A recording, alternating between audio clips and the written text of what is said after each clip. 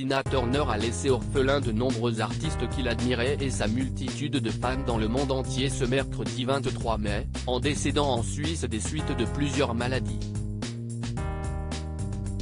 Beyoncé, en concert à Paris ce vendredi 26 mai, lui a d'ailleurs rendu un hommage appuyé pendant son tour de chant. Si désormais quelques détails sur ses obsèques ont été révélés, la famille de la reine du rock'n'roll prépare aussi l'après.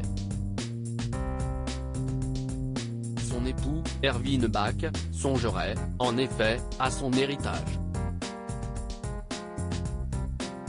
Le couple qui vivait en Suisse à Küsnacht, sur les rives du lac de Zurich, possédait aussi une maison de vacances à une trentaine de minutes, dans le village de Staffa. D'après le journal The Mirror ce samedi 27 mai, il souhaiterait le transformer en musée, afin d'y exposer les souvenirs de la carrière de la superstar. Et les États-Unis ne sont pas en reste, puisqu'un mémorial en l'hommage à l'artiste devrait être érigé à Brownsville dans le Tennessee, la ville natale de la chanteuse. Une statue de Tina Turner aux États-Unis selon le site TMZ, Bill Rawls Jr., le maire de la ville a indiqué qu'une statue à l'effigie de Tina Turner allait être exposée dans le Heritage Park, près du lycée fréquenté par l'artiste dans son adolescence.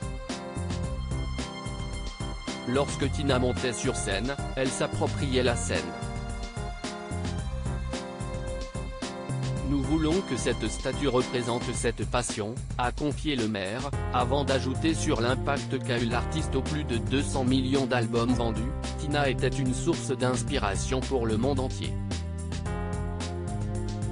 Elle a montré aux habitants de Brownsville que, quel que soit votre point de départ, si est vous qui possédez l'issue de votre histoire.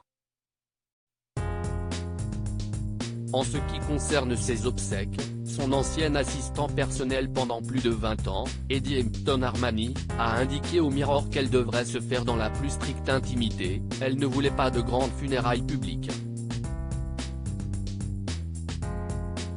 Elle voulait être incinérée et je m'attends à ce que ce soit une petite cérémonie très privée.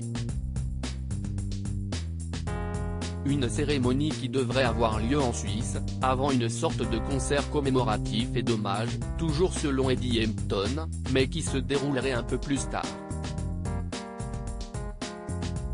Article écrit avec la collaboration de 6 médias Crédit Photo, Walter.